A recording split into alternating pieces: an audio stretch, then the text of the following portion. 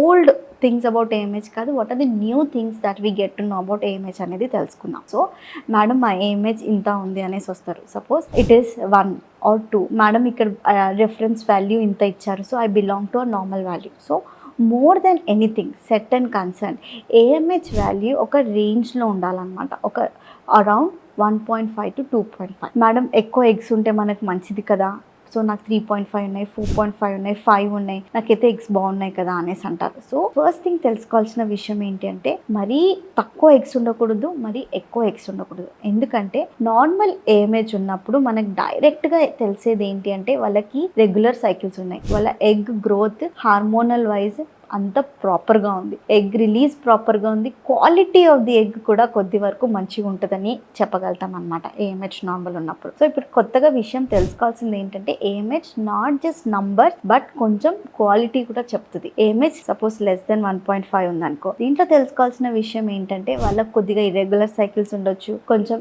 Egg quality కూడా తగ్గిపోవచ్చు. And egg quality తగ్గడమే కాకుండా వాళ్ళకి ఎవ్రీ 2-3 monthsకి change in the egg numbers డ్రాస్టిక్గా ఫాలో అయిపోవచ్చు. సో ఇది వాళ్ళు ముఖ్యంగా తెలుసుకోవాల్సిన విషయం. ఏఎంహెచ్ తక్కువ ఉన్న వాళ్ళకు please don't delay, please consult a fertility specialist for the best results.